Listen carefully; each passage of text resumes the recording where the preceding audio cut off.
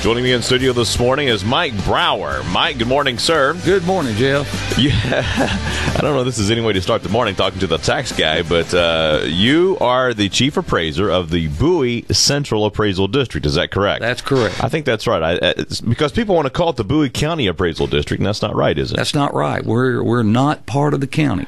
You're not part of the county? Not part of the county. Okay. Now, let's first go over how you guys are funded. In other words, why do you exist and how are you funded? We exist, of course, everybody knows that, to appraise the property in Bowie County, and by extension, we collect the taxes because we can do it cheaper than individual jurisdictions can do it themselves. And so the individual jurisdictions then basically, in a way, hire you guys out to collect the taxes and appraise the values and then collect the taxes. That's correct. Well, you don't exactly collect the taxes, I guess, because that would be the tax assessor collector's job. No, we collect. But you collect. We collect for every jurisdiction in Bowie County. And that would mean everything from a school district to a municipality. To municipality, right on down to the water districts. Okay. And you guys don't appraise every year, do you? No, we appraise.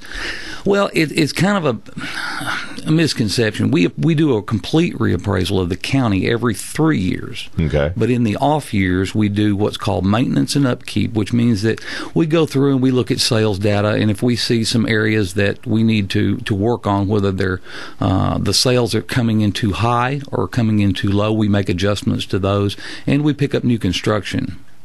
Okay. And you just sent out some notices or some reappraisals the other day. What exactly was sent out, and what will be sent out next year? We sent out appraisal notices to anyone whose value went up. Now, value, not taxes. Mm-hmm. Value went up more than $1,000, or it was a new piece of property that wasn't on the tax rolls last year. That's the only thing that went out. We sent out about 5,000. Out of 67,000 parcels, that's really low. Mm-hmm. Next year will be a complete reappraisal of the county, and everybody will get an appraisal notice next year. Okay, now, here come the important questions. Number one, how do you guys determine the appraised value of a home or a business? How do you do that? Market value. Everything is driven by market value. We collect sales data all the time. Mm-hmm. I've got, last night I was on the phone with a friend of mine who happened to have a piece of property that had sold, and after we got the pleasantries out of the way, is, hey, what'd you get for that? We collect sales data from all kinds of sources, and everything we do is driven by the sales data. So, in Texas, it has to be everything has to be valued at market value. Now, in the years past, and we've got to go back prior to 1980. You appraised at market value, but you taxed at a percentage of market value. So the school might tax at one percentage, the city at another, the county at another. But since 1980, everything has to be valued at market value. Now, do the entities come to you and say, okay, look, Mike, man, here's the deal. We're running kind of low on finances this year, and we really need a little help here. We need a little boost in our revenue. Can you maybe adjust this thing upward a little bit? Do they come to you and do that kind of thing? That's a misconception. Texas law says they can't do it.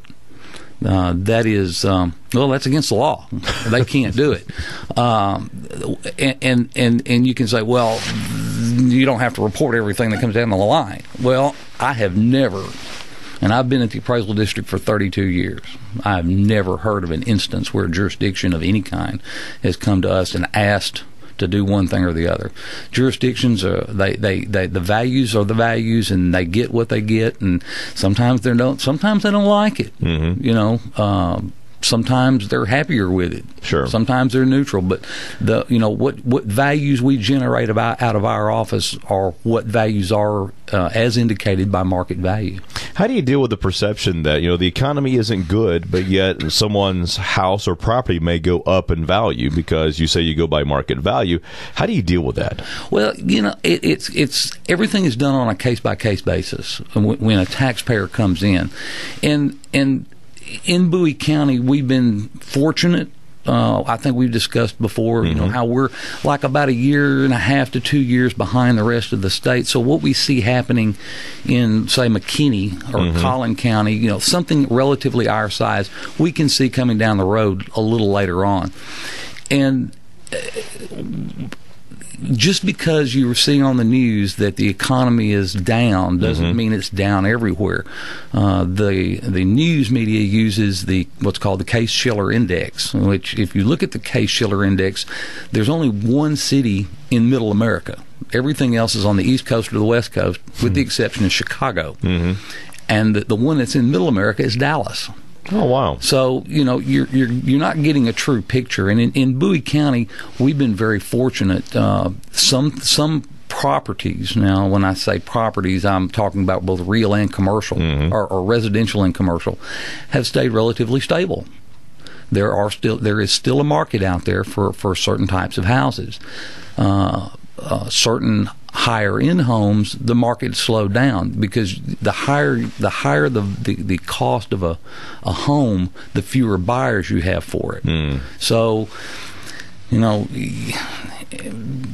there's an old saying: there's more fish in the lake that are that are 12 inches long than there are that are 10 pounds. Same general rule. There's a larger buyer base for a $100,000 home than a $500,000 home. Now, if anybody has any questions about anything or want to know more information, how can they get a hold of you or the office? We're at 122A Plaza West. Phone number is 793-8936. If you have a question or anything, feel free to give us a call. Yeah, excellent. Mike Brower, thank you, sir. Thank you. I appreciate it.